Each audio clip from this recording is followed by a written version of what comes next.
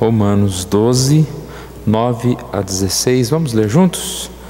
O amor seja sem hipocrisia. Detestai o mal, apegando-vos ao bem. Amai-vos cordialmente uns aos outros com amor fraternal, proferindo-vos em honra uns aos outros. No zelo não sejais remissos, sede fervorosos de espírito, servindo ao Senhor. Regozijai-vos na esperança, sede pacientes na tribulação. Na oração perseverantes, compartilhai as necessidades dos santos, praticai a hospitalidade, abençoai os que vos perseguem, abençoai e não amaldiçoeis. Alegrai-vos com os que se alegram, chorai com os que choram. Tende o mesmo sentimento uns para com os outros, no lugar de seres orgulhosos, com o que é humilde. Não sejais sábios aos seus próprios olhos.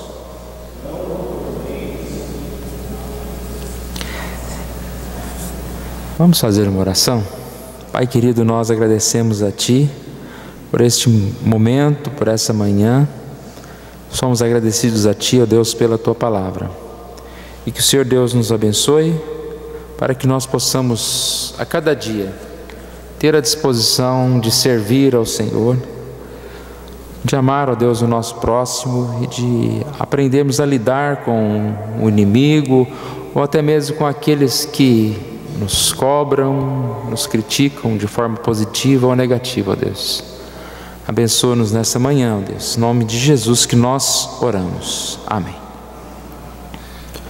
Nós queremos falar um pouquinho sobre essa necessidade tão constante de trabalharmos, de servirmos ao Senhor.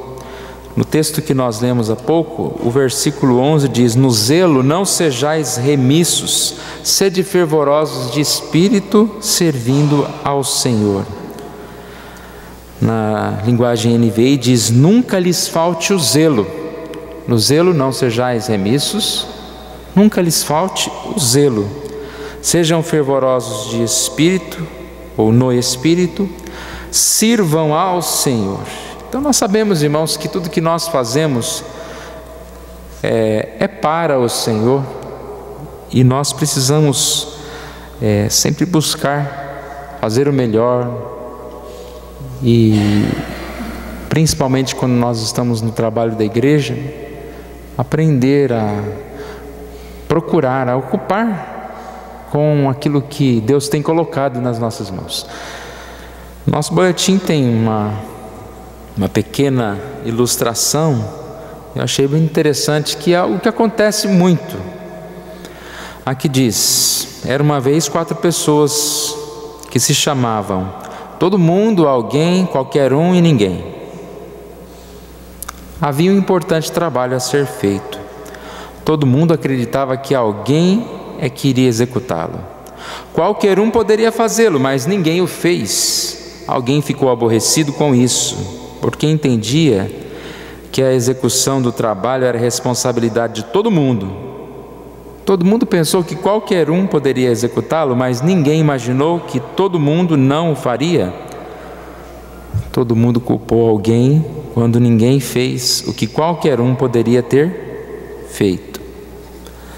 É uma ilustração que eu acho que todos nós, quando lemos, lembramos de algumas coisas. É fácil você identificar algo que tem que ser feito. E também é fácil você falar: não, alguém ou fulano deveria ter feito. O que acontece é que, na maioria das vezes, nós, ao invés de colocar a mão na massa, de fazer alguma coisa, nós ficamos procurando um culpado dos problemas.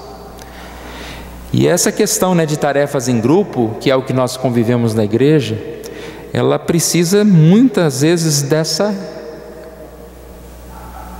organização. Qual que é a organização? Responsabilidades bem definidas, divisão de tarefas. Porque o que fazer podemos dizer que todos nós sabemos o que fazer, ou quase sempre. Mas quem vai fazer? Qual o prazo de tempo que vai fazer? O que cada um vai fazer? Então, na verdade, nós precisamos, no lugar de ficar jogando a responsabilidade uns para os outros, e muitas vezes é sobre a liderança que cai essa maior responsabilidade, nós deveríamos pensar em ser servos, mas servos uns dos outros, ser zelosos nas atitudes que nós temos que fazer. Esse texto também, ele fala sobre o amor, sobre o zelo e até mesmo a questão de abençoar os que vos perseguem. E esse é um grande problema de se fazer alguma coisa. Às vezes nós não fazemos, não é porque nós não sabemos fazer, mas porque nós temos preocupação com as críticas, com o que os outros vão dizer. Às vezes nós temos preocupação com a interrupção, né? Você está fazendo alguma coisa, vem outra pessoa e resolve fazer no seu lugar. E eu acho muito interessante uma passagem ou uma citação, um texto do Ronaldo Lidório, falando sobre as críticas. Ele diz que nós devemos ter 3 atitudes em relação às críticas. A primeira é não jogá-la fora. Por mais que uma crítica seja motivada por maldade, alguém que quer te perseguir, ele diz: não joga fora, pega ela um pouquinho, conversa com ela, ora, coloca diante de Deus, pense um pouquinho. Às vezes a gente está errado, muitas vezes a gente está errado, e pode mudar e aprender com as críticas. Mas ele diz, em segundo lugar, não durma com a crítica. Você pega a crítica, fica com um tempo com ela, pense nela e depois descarte.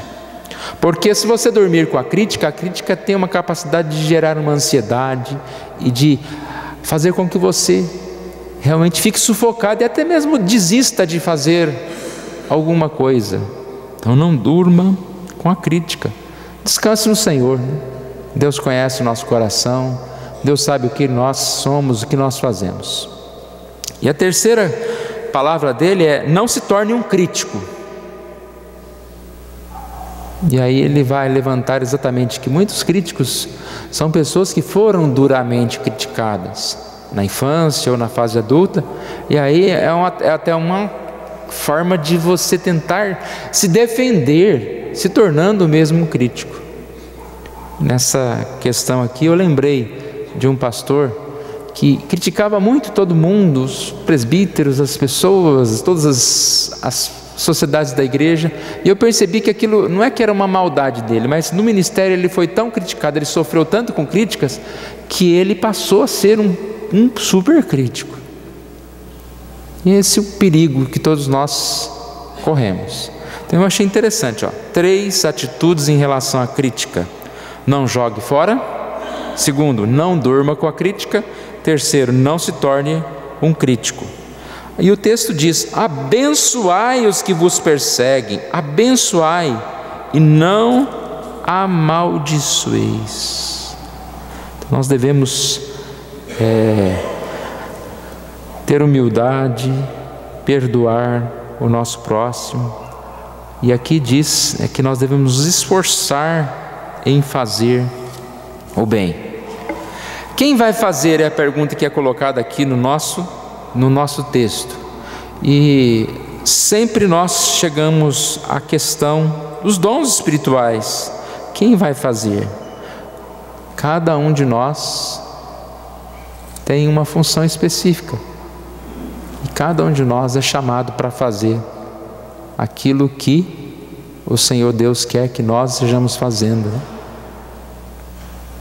E como nós estudamos algumas semanas, né, com todas as vossas forças, aquilo que tiver que fazer, faça com toda a força, não mais, não menos, mas faça com toda a sua força. Que Deus nos abençoe nessa manhã, irmãos, nós possamos estar aqui motivados para servir a Deus, para aprender do Senhor. Nós seremos fortalecidos pela palavra, pela Santa Ceia, e que Deus nos ajude a viver e conviver melhor na igreja do Senhor, né? não ficar como essa ilustração, né? Alguém devia, ninguém fez, todo mundo deveria. Que a gente possa a se dispor. Eu servirei ao Senhor. No lugar de preocupar com as críticas ou criticar alguém, nós possamos utilizar o nosso tempo servindo ao Senhor. O tempo passa rapidamente e muitas vezes discussões, esse tipo de dificuldade de relacionamento faz com que a obra do Senhor seja feita tão devagar. Nós precisamos correr mais, precisamos servir mais, fazer a obra do Senhor. Vamos orar, irmãos. Pai querido, nós te louvamos pela tua palavra, somos agradecidos a ti, porque o Senhor Deus conhece o nosso coração, a nossa vida, e o Senhor assim nos chamou, ó Deus, para servir ao Senhor.